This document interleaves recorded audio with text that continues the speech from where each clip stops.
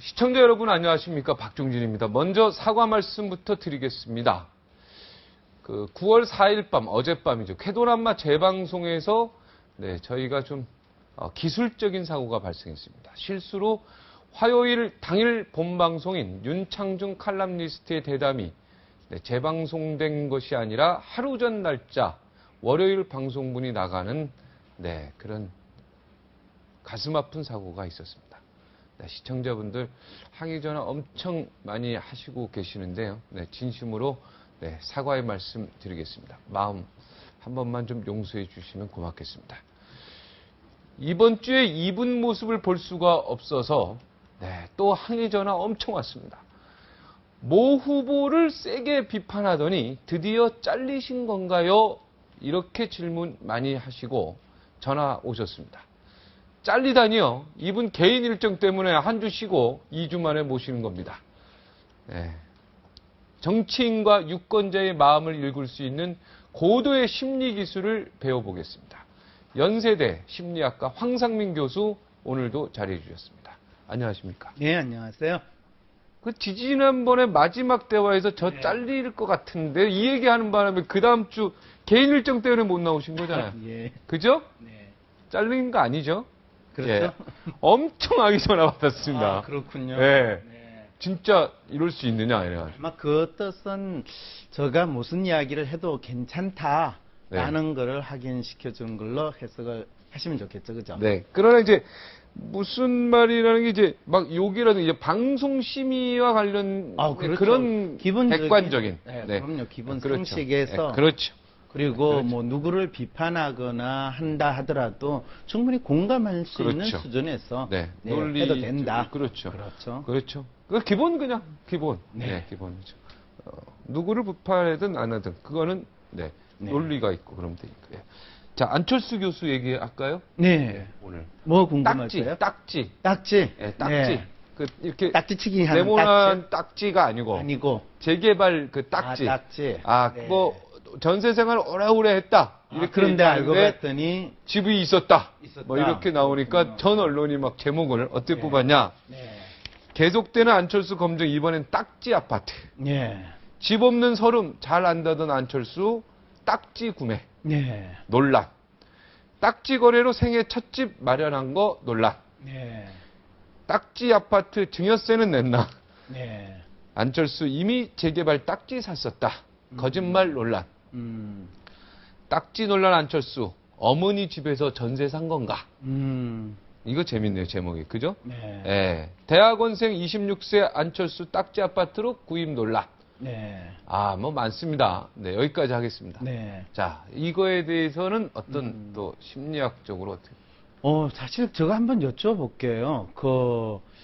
지금 안철수 원장에 대한 검증으로 상당히 많은 게 나오고 있지 않습니까? 룸살롱을 갔느냐부터 시작해서 이 병을 뭐 가족에게 알렸냐, 안 알렸냐.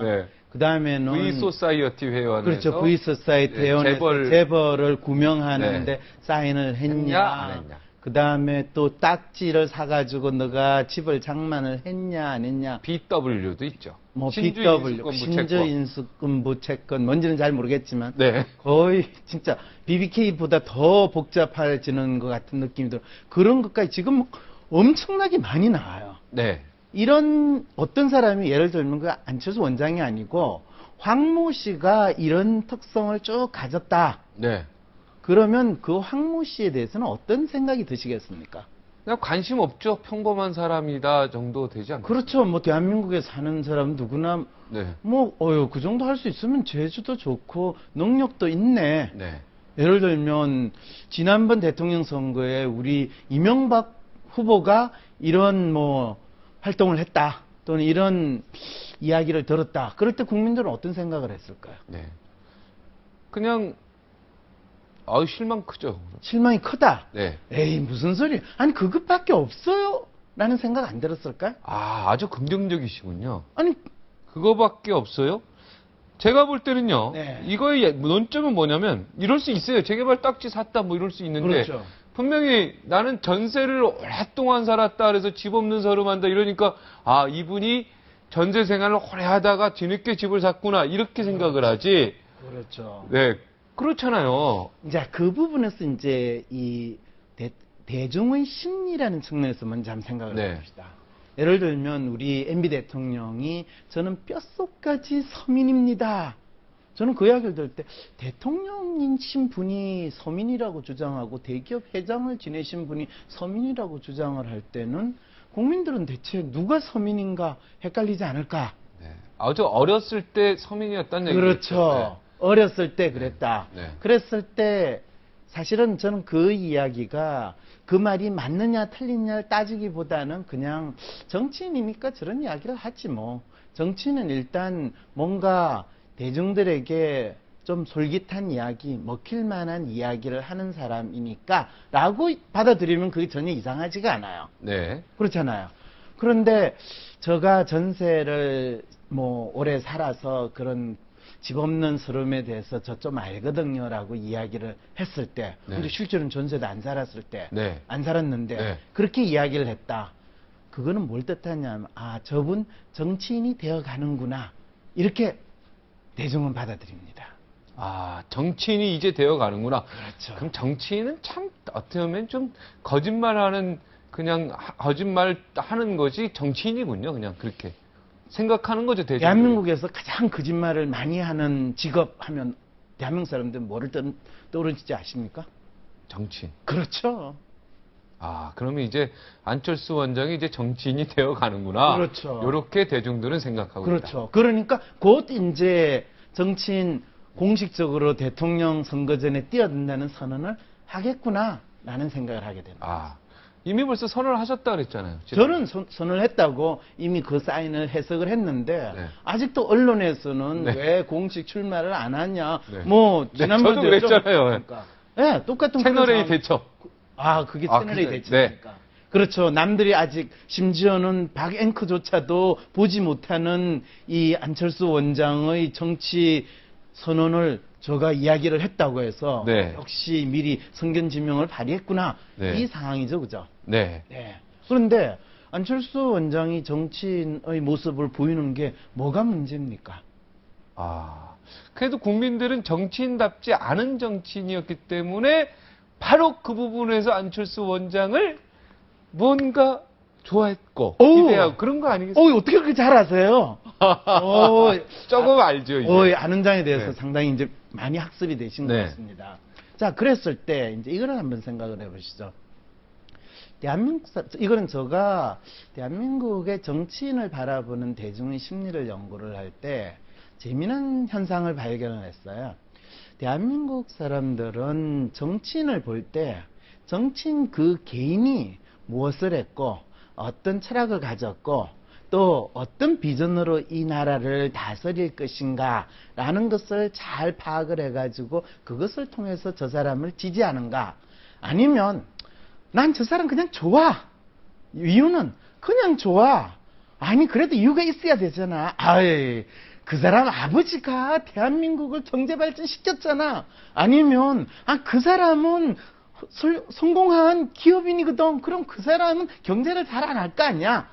이렇게 무작정 좋아하거나 지지하는 형태일까요? 아니면 과거에 이 사람은 이러이러한 일을 했기 때문에 이 부분에서는 결격 사유가 좀 많아. 그래서 이 사람은 대한민국을 대표할 만한 대통령이 돼서는 안 돼. 이런 판단을 할까요? 어느 쪽일까요? 전자가 제가 만나본 사람들은 한 90% 되는 것 같아요. 그렇죠. 후자가 그래도 조금 있습니다. 그렇죠. 그 말은 뭘 뜻하냐 하면 대한민국 사람들이 정치인을 볼 때는 정치인 그 사람 자체가 가지고 있는 생각과 비전과 구체적인 행동을 따져가지고 정치인의 어떤 이 무게라든지 그 사람의 능력을 판단하기보다는 내가 믿고 싶은, 내가 보고 싶은 그 마음을 담아서 저 사람이 내가 살아가는 문제를 해결해 줄 거다. 이 나라를 잘 만들어 주겠지. 이런 기대를 보이는 그러니까 스스로 대통령상을 만들어 놓고 내가 그렇죠. 바라는 대통령상을 만들어 놓고 그렇죠. 여기에 그래도 제대로 하나 딱 부합하는 사람 이거를 그냥 막연하게 맞아요. 그죠? 막연하게 어떻게 그렇게 잘 아세요? 이제 좀 진짜 많은 발전입니다. 네. 이게 제대로 부합하는 사람이 아니라요. 네. 그럴듯하게 보이는 사람을 딱 찍어가지고 그냥 그 사람일 거야. 라고 믿기 시작하는 상황이 벌어지는 겁니다. 네. 이것이 이제 대한민국 사람들이 대통령이 돼야 된다라고 믿는 사람은 자기 마음속에서 마치 영웅과 같은 인물의 이미지를 만들어 놓고 그 사람 쭉 둘러봤을 때 자기 마음이 조금 동하는 어떤 사람을 끼워 넣는 과정이 일어나고 있다는 거죠. 네. 그것이 박근혜 후보 같은 경우에 뭐 새누리당에서 공천 헌금 이러면서 박근혜 후보가 위원장일 때 새누리당 다 공천 다 했잖아. 네. 근데 거기에서 돈 받고 뭐 나왔죠. 비례대표 막 현영희 주고 의원이나, 그렇죠. 그런 상황인데 박근혜 후보의 지지율이 떨어졌습니까?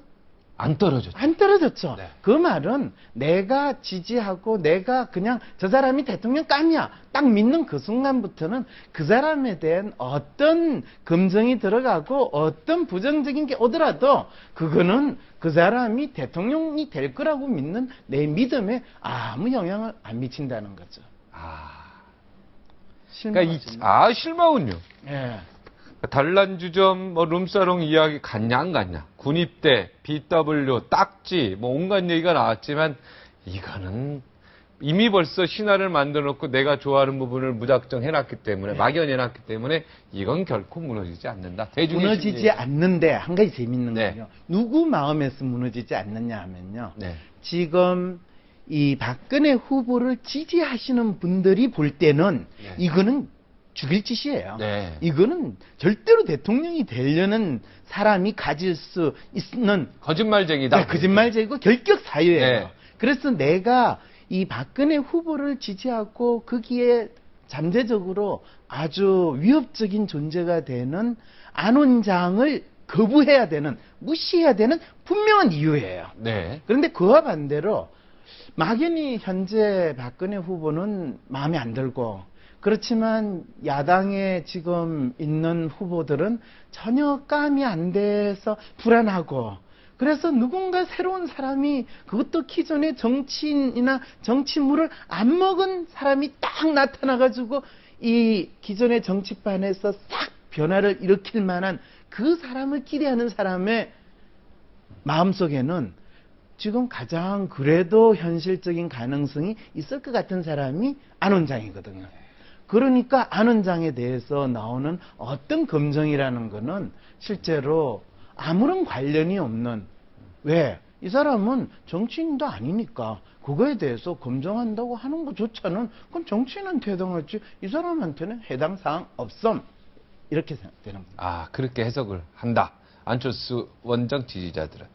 강지원 변호사 혹시 아십니까? 네. 이름 들어보셨습니까? 그렇죠. 네, 검사 출신. 검사 출신이 네. 옛날에 청소년 위원장도 하시고. 하시고. 네.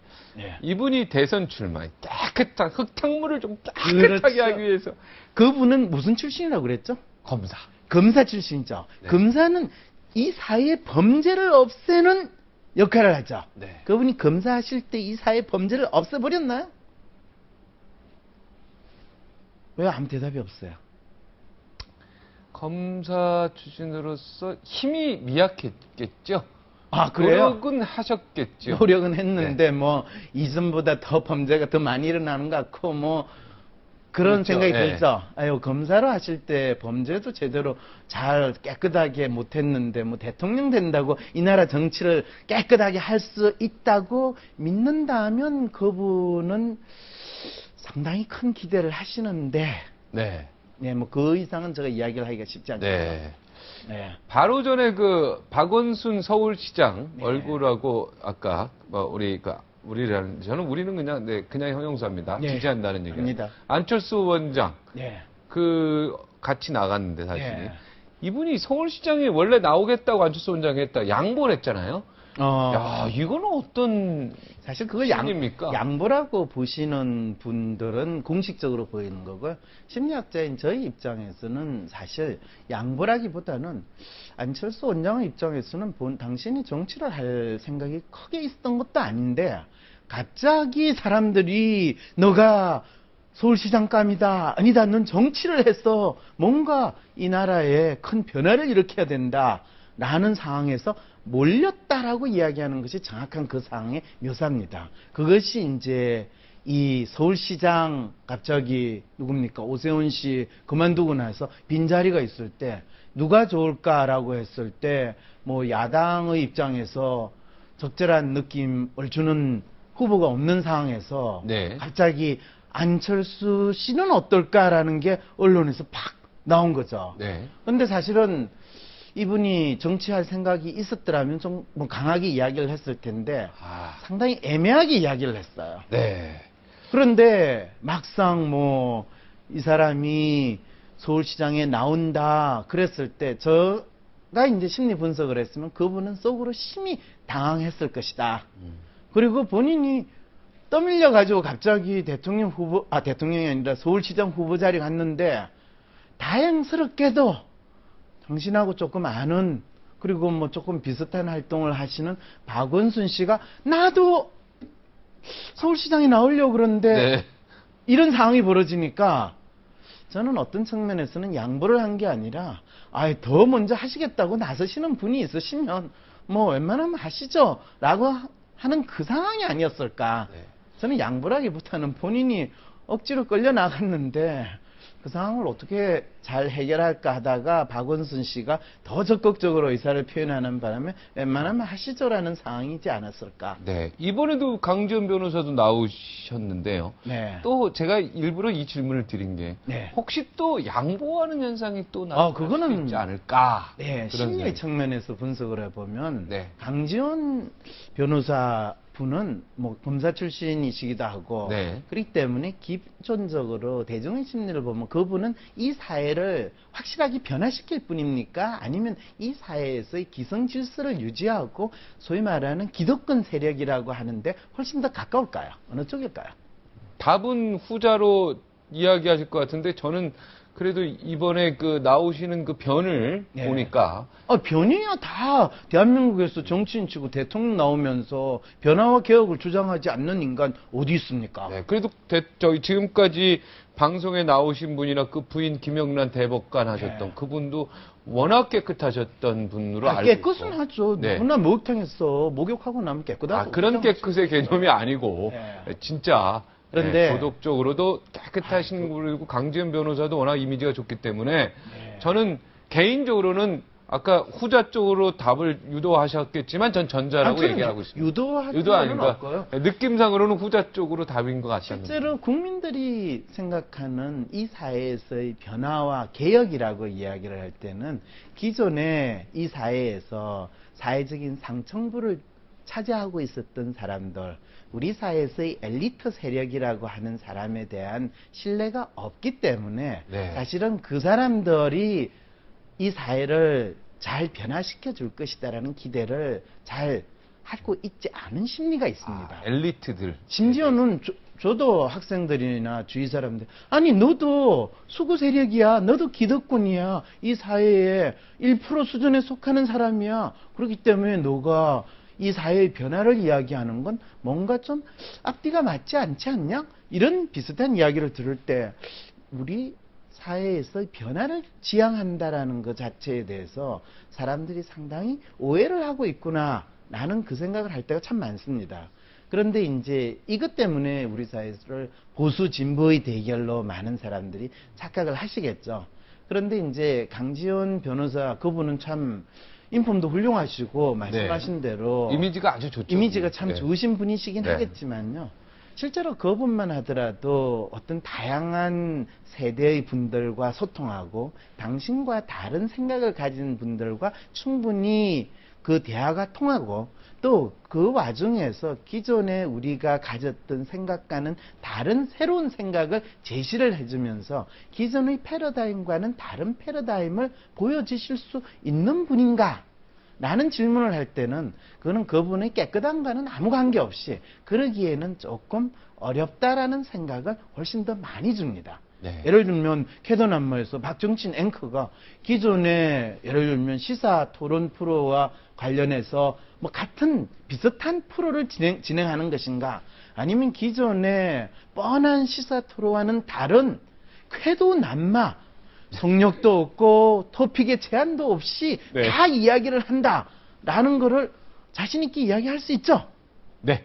예. 만약 그렇다면 기존의 뻔한 뭐 공중파, 지상파의 토론과는 다른 새로운 차원의 토론의 영역을 개척했다라고 주장할 수 있는 건데, 만약 이 프로를 보시는 분이 다르긴 뭘 달아. 어차피 이 종편이나 조중동 하는 소리나 똑같은 소리를 하고 늘 뭐 박근혜 후보 찬양하는 그런 토론하는 거잖아. 이렇게 되는 거라면 뭐 별 차이가 없는 거죠. 이런 상황이죠. 네. 그럴 때 뭐 시청자 입장에서 어느 쪽에 가까울 것이냐, 이거는 시청자가 판단할 텐데, 그랬을 때 어떤 새로움의 선명성이 나타난다면 바로 그것이 새로움이라는 거죠. 네. 그런데 강지훈 변호사를 통해 가지고 대중들이 그렇게 느낄 수 있을까?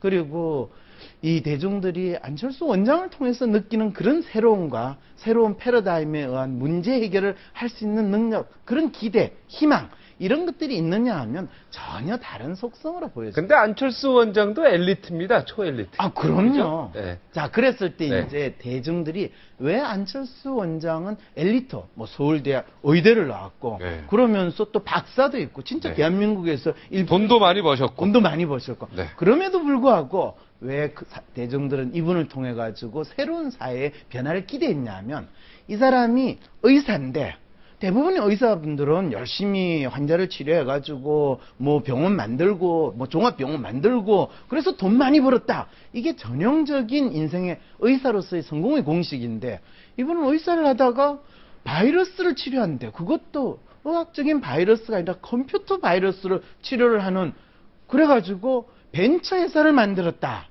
이러니까 의사가 벤처 회사를 해. 그리고 컴퓨터 바이러스를 만들었어. 완전히 다른 차원의 변신을 보여준 거죠. 그런데다가 벤처하면 대개는 벤치에서 쉬게 되는 가능성이 훨씬 높아요. 그런데 뭐 벤처 타고 다닐 정도로 엄청나게 돈까지 벌었대. 와, 놀랐구나. 이러는데 갑자기 그런 거를 또 뿌리쳐고 미국에 가서 공부를 했대. 뭐 그리고 다시 돌아와가지고 대학교 교수를 했다. 사실은 이런 인생에서의 변신을 보여줬다라는 거는, 아, 이 사람이 기존의 질서에서 본인이 가지고 있었던 어떤 기득권을 누리고 유지하려는 것이 아니라 한편으로는 그걸 과감히 버리고 새로운 시도를 할 수 있는 사람이다. 이렇게 이야기하니까 저를 보는 눈초리가, 아니 저 사람이 그 사이에 안철수 대변인으로 취직했나 뭐 거의 그런 눈초리신 것 같은데 전혀 아닙니다. 아, 안철수 원장을 지지하고 계시는 거는 맞죠? 아니에요. 저는 안철수 원장의 심리를 통해 가지고, 안철수 원장을 바라보는 대중의 심리를 통해 가지고 지금 대한민국의 사람들이 실제로 무엇을 기대하고 있는가, 그리고 그 기대하는 그것이 이 사람을 통해 가지고 해결될 가능성이 있는가? 아니면 대한민국 사람들이 사실 심리는 이상적인 대통령을 바라는 심리가 뭘까? 이런 질문 혹시 던져보신 적 있으세요? 네. 아무리 부인하셔도 좀 지지하시는 것 같은 느낌은. 저는 뭐를 지지하느냐 하면요. 네. 대한민국의 변화를 지지합니다. 네. 그리고 그 변화는 기존의 방식이 아닌 새로운 방식으로서 네. 문제를 보는 눈과 그 문제를 해결하는 패러다임이 필요하다는 생각을 합니다. 아까 말씀하셨죠. 뭐 우리 사회에 성폭력이라든지 엄청난 많은 문제와 범죄가 생기는데, 네. 청와대 나와라. 국회에서 이 문제 해결해야 된다. 여성가족부에서 문제를 해결해야 되지 않습니까? 이런 소리를 할 때 저분이 아직까지 문제를 해결하는 걸 제대로 모르시는구나. 네. 청와대가 나서가지고 그 문제를 해결할 능력이 되면 벌써 하지. 쓸데없는 문제는 일으키지나 말라고 하세요. 국회가 그 문제를 해결해요? 그 사람들은 지 월급 올리는데 관심이 있지 대한민국의 문제를 해결하는데 관심이 없어요. 그리고 솔직히 그럴 능력도 안 돼요. 그런 분들한테 문제 해결을 달라고 이야기하는 저분이 지금 제정신인가, 저는 그 생각이 듭니다. 그런데 저희도요, 국회의원들이요. 근데 그걸 가지고 저걸 고민하고 있죠. 국회의원들이 제정신이 아까 아니다 뭐 이런 제정신이 아니신 분은 그런 국회의원들한테 문제를 해결해 달라고 요청하시는 분이 지금 제정신이 아니라는 겁니다. 제가 제정신이 아니다. 네. 실제로 지금 중요한 건요. 우리나라 청와대든 국회든 여성가족부가 국민들이 지금 시급하게 느끼는 문제를 해결할 역량이나 지금 그 상황이 안 되고 있습니다. 이것이 기존의 질서나 기존의 정부가 한계에 도달한 상황에 있다라는 것을 이야기를 해요. 네. 그러면 대중들은 우리가 살기 위해서라도 내가 그럼 나가가지고 문제를 해결할 것인가? 아니면 누군가가 이 문제를 해결할 수 있는 새로운 시스템을 만들고 새로운 이 사회 질서를 만들어낼 수 있는 사람이 누군가? 이런 간절한 구세주와 같은 사람을 찾기 시작을 해요. 그런데 아무리 둘러봐도 그런 사람들이 기존의 정치권 내에서 보이지 없죠. 않으니까 네. 없다는 건 인정하세요. 네.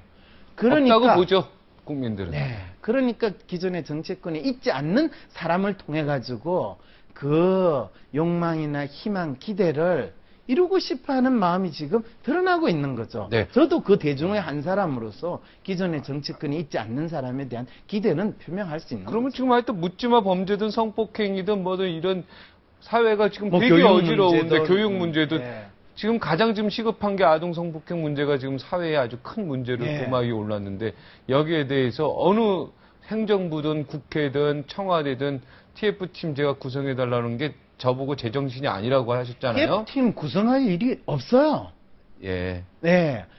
아니, 뭔가 여기서 제가 TF팀이라고 얘기한 것은 뭔가 빨리 이런 일이 없도록 예를 들어서 형량을 높이다든가 그 다음에 어떤 그 제도나 이런 시스템들을 빨리 그 피해 아동을 구출하는 경찰 투입 문제, 정신과 의사 투입 문제 이런 등등의 문제에 대해서 제도적으로 빨리 뒷받침할 수 있도록 조치를 취해달라고 이미 요청하는 것이 작년인가 재작년에 나영인 사건인가 조두순 사건이라고. 네, 조두순 합니다. 사건이에요. 조두순 사건 났을 때도 똑같이 그런 이야기 나왔죠. 2008년입니다. 2008년. 네. 오, 근데 이미 아직도 제대로 안 되고 안 있는 것 같아요. 됐죠. 그리고 또 사건 나면 또 똑같은 이야기 지금 하고 계셨죠. 네. 그러면 또 4년 후에 또 비슷한 사건 나면 우리 또 이야기 할 거죠. 네, 그러니까 답답해서 이게. 네. 그랬을 때 차라리 처음 사건 났을 때 1년 안에 제대로 그거를 해결하거나 뭔가를 못했으면 저 인간들은 그럴 능력이 없구나. 차라리 각자 그 문제에 대해서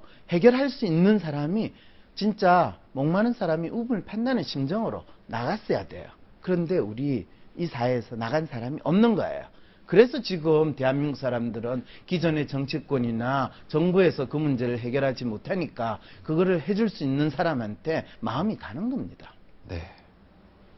예, TF팀 만들어진다고 해결할 게 아니에요. 위원회 만들어진다고 해결할 게 아니에요. 그럼 어떻게 해결합니까? 네, 제가 지금 정부에 일하는 사람이 아닌데 네. 저한테 그걸 질문을 한다고 해서 네. 제가 지금 여기서 무슨 대답을 하든 게 그게 책임 있는 대답은 아니겠죠. 네. 네, 저한테 그래도 심리학자로. 네, 제가 좀 연구를 좀 해야 됩니다. 아. 이 학자의 문제는 연구를 해야지 제대로 된 이야기를 할 수 있다는 그 강박증에 시달리는 것도 좀 이해를 해 주십시오. 네. 네. 알겠습니다. 박근혜 후보 질문이 하나 있는데. 네, 하십시오. 네. 요거 하나만 하고 네. 끝낼까요? 네. 박근혜 후보 지지율 취약계층을 조사를 해봤어요. 네. 그랬더니 40대. 그리고 남성. 네. 대졸 이상 고학력. 네. 그 다음에 인천 경기 지역. 네. 수도권이죠. 네. 여기서 이게 취약합니다. 그거 재밌지 않으세요? 이 결과가요? 그러니까 요거를 심리학적으로 좀 분석해주고 오늘 정리하겠습니다. 그렇죠. 제가 왜 재밌지 않으세요? 라는 질문을 왜 했는지 혹시 아십니까? 저 정말 재밌네요. 왜 뭐가 재밌습니까?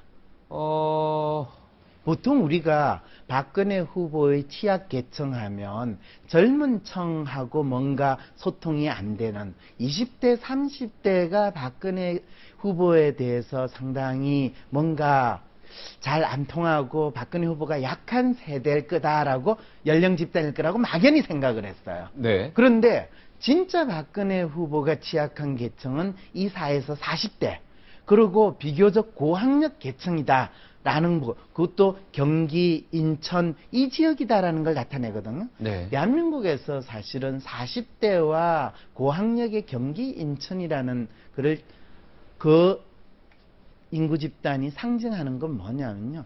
대한민국의 가장 대표하는 가장 이 사회에서 어떻게 하면 이 사회에서 잘 살아갈 수 있을까? 이 사회에서 또 나름대로 열심히 살려고 하는 그 집단입니다. 핵심 집단입니다. 이게 그렇습니다. 40, 남성 40대 고학력 대졸이랑 그렇습니다. 그다음 수도권. 그리고 이분들은 비교적 현실에 대해서도 좀 압니다.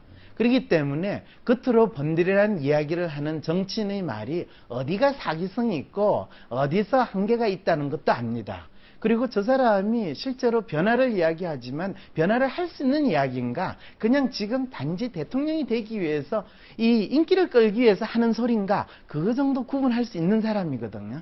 그래서 한편으로 박근혜 후보가 뭔가 새누리당으로 한나라당에서 바뀌어가지고 그러면서 이 변화하겠다라는 이야기를 할 때 변화, 그래 선거가 됐구만 라고 하면서 그걸 구분할 줄 아는 사람이라는 겁니다. 그러면 이분들이 실제로 다른 그런 정치인을 통해 가지고 박근혜 후보와 대비되는 그런 사람에 대해서 찾고 있느냐? 실제로는 현실 정치권에 없다라는 생각입니다. 그리고 이분들의 심리 자체가 아주 변화와 개혁에 대한 갈급함이 있어. 왜? 현재 당신의 삶이 상당히 답답하고 미래가 불안함, 이 부분 확실히 있거든요. 부담감이 크죠. 그렇죠. 그렇다고 이분들이 지금 당장 굶어 죽는 상황이냐면 그렇지는 않습니다. 네. 웬만큼 먹고 살아요. 그리고 재미있는 건요, 이분들은 또 어떤 심리가 있냐면요, 그러면 당신은 이 사회의 변화를 위해서, 이 나라의 문제를 해결하기 위해서 희생을 하시겠습니까? 하면 에이, 그거는 좀 곤란하죠. 제가 지금 가지고 있는 부분은 좀 안정적으로 유지하고 싶거든요. 제가 그래도 지금 모은 거는 제가 그동안 노력해서 모은 건데 이것도요, 제가 훨씬 더 할 수 있었는데 저 인간들이 그만큼 안 줘가지고 한 거예요. 그러면서 나름대로 피해의식도 가지고 있습니다. 그러니까 변화와 개혁을 원한다라고 이야기하면서 한편으로는 그래도 이 상태가 조금 그대로 유지되는 안정된 상태여야 되는데, 이 심리도 동시에 가지고 있죠. 변화도 갈급하면서 지금의 일부 안정적이 있는 부분들을 유지하면서. 그렇죠. 이중적. 네. 네. 그럴 때 이분들의 심리 상태는요, 그러면 박근혜 후보가 되면 변화나 개혁, 그거는 힘들겠지. 그럼 안정. 그래, 안정은 좀 있을 것 같아. 그런데 그 안정을 해가지고 내가 좀 더 나아질 수 있을까? 에이, 내는 나아지지 않아. 지금 잘 사는 그 인간들을 더 잘 살게 하고, 뭐 재벌 개혁한다고 하지만 어차피 재벌들하고 이 사회 기득권이라고 하는 그 사람들하고 뭐 이 짝짝꿍 될 가능성이 있지. 그러니까 저거로는 안 돼. 이 심리 상태가 되는 거죠. 네. 심리 상태는 그냥 심리 상태고요. 네. 오늘 여기까지만 듣겠습니다. 네. 시간이 너무 지났습니다. 그렇군요. 다음 주에 네. 뵙겠습니다. 네. 개인 일정 없으시죠? 네. 안녕히 계세요. 감사합니다. 새누리당 친이계 의원들 중에서 총선에서 공천장도 못 받아보고 줄줄이 나가 떨어진 분들 많습니다. 그런데 이분은요, 초선 비례대표 의원이었는데 용케도 서울에서 당당히 공천장 거머쥐었을 뿐만 아니라 친이계였는데 박근혜 당시 선대위원장이 직접 이분의 지역구로 달려가 적극적으로 지원 유세했습니다. 벌써 이때부터 박 후보의 눈에 딱 들어왔던 건지요. 네, 친이계 출신이라는 꼬리뼈가 아니고 꼬리표를 가뿐히 뛰어넘어 이젠 친박, 비박, 연결, 고리 역할을 맡게 되실 것으로 보입니다. 네, 박근혜 캠프. 정치 쇄신 특위위원장 어제 모셨죠. 오늘은 그 특위위원, 정호김 의원, 전 의원입니다. 오랜만에 뵙겠습니다. 58초 후에 다시 돌아오겠습니다.